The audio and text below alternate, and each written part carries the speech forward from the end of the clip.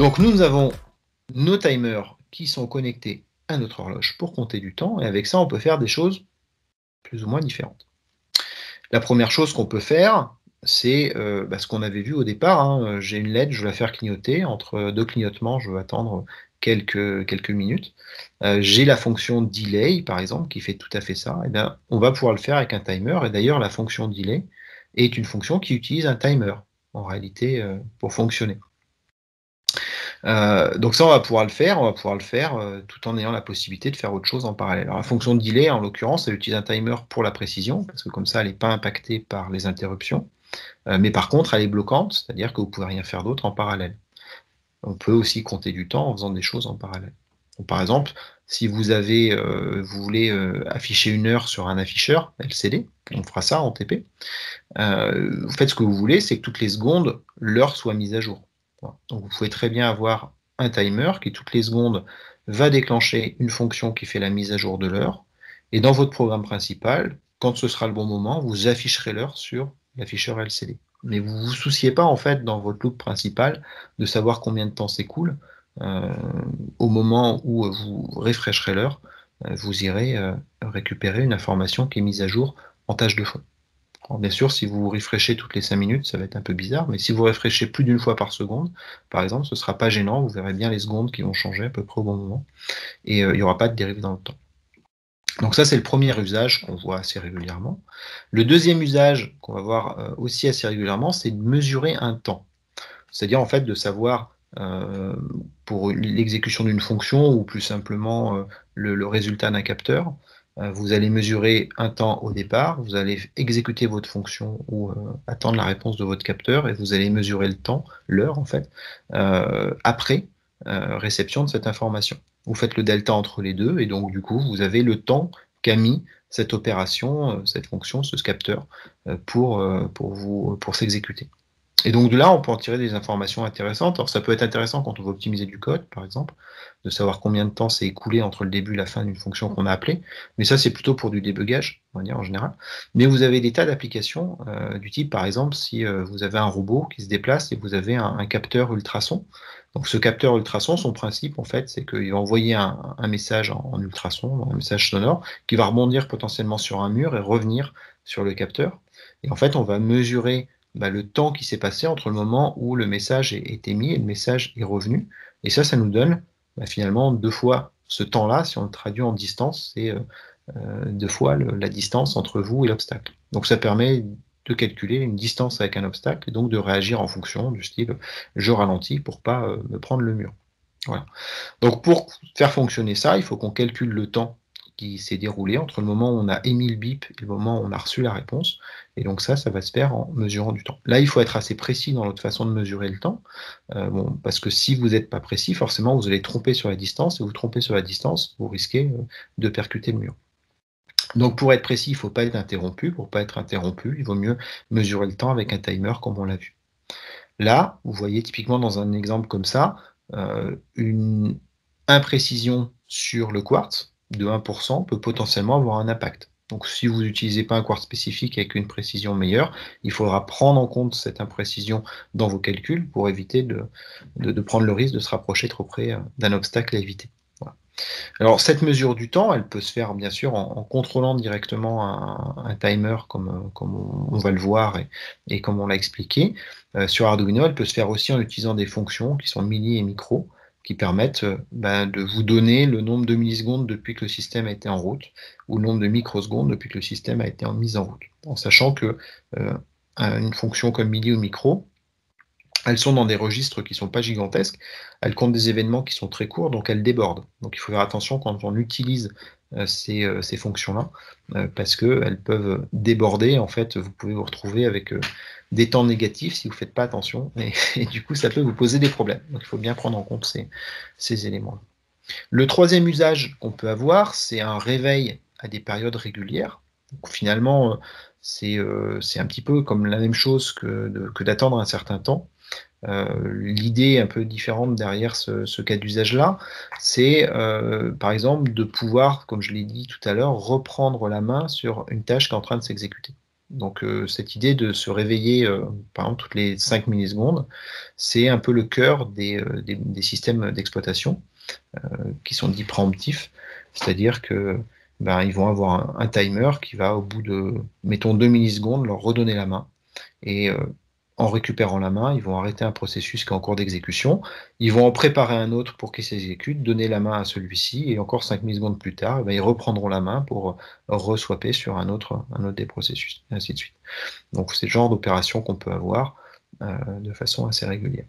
Le quatrième cas, qu'on va trouver aussi sur nos Arduino, c'est la génération d'un signal. Quand on a utilisé la fonction analog write, vous savez, pour générer un PWM qui permettait d'envoyer un signal dont le temps à 1 dépend de la valeur qu'on a indiquée, et donc permet comme ça de simuler une sortie analogique, eh bien en fait on a utilisé un timer sans le savoir, puisque le timer a une capacité à gérer ce type de signaux, et ça va permettre de ne pas demander au processeur d'avoir à traiter cette problématique. Si le processeur devait générer un PWM lui-même, c'est ce qu'on a fait en TP, c'est un programme qui prend du temps CPU, puisqu'on passe notre temps à se mettre à 1, attendre du temps avec un délire, passer à 0, et ainsi de suite.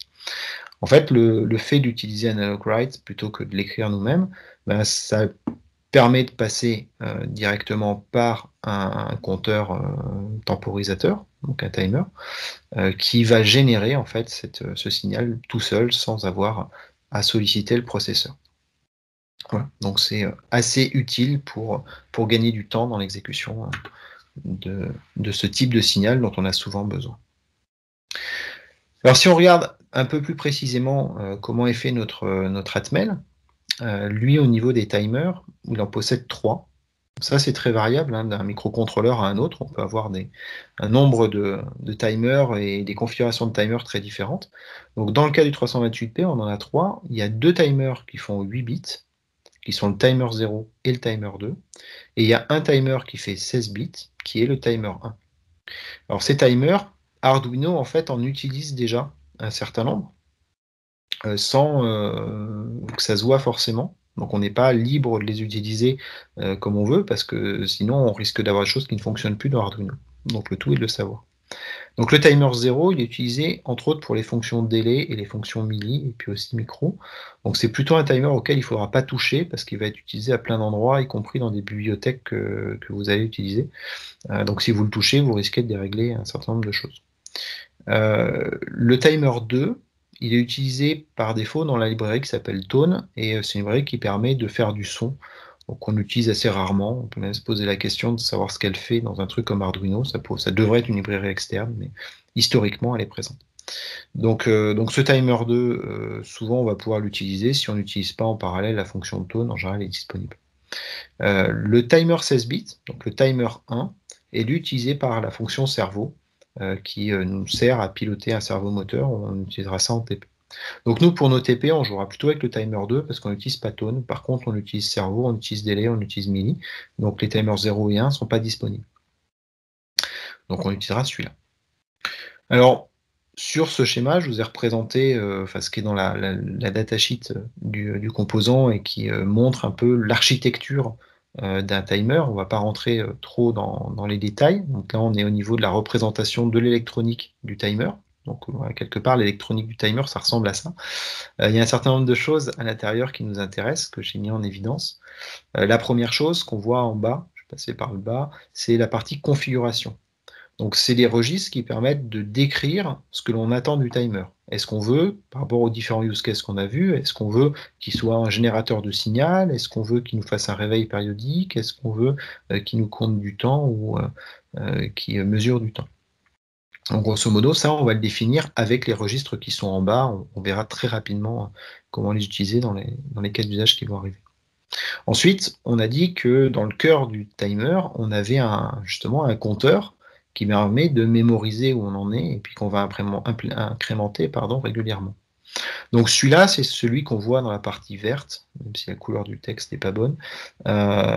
Donc ce compteur-là, il fait 8 bits ou 16 bits en fonction du timer qu'on utilise. Et son nom, c'est TCNT. Voilà. Je le note parce qu'on va le réutiliser par la suite. De la même façon, pour la configuration, vous avez vu, on a été TCCRA TCCRB. Voilà. Le petit n étant le numéro du timer. Donc, si j'ai le timer 2, on va être sur TCNT2, TCCR2A, TCCR2B, et ainsi de suite. Ensuite, on voit sur la partie qui est en jaune notre source de notre timer. Donc, qu'est-ce qui va faire incrémenter notre compteur? Et on voit qu'elle peut être mixte, enfin, on peut en avoir plusieurs. Donc, on peut avoir soit from prescaler, donc depuis notre source de temps qu'on a vu précédemment, et puis on a vu que la source de temps, le quartz, était passé par un prescaler pour être divisé, donc un diviseur de temps.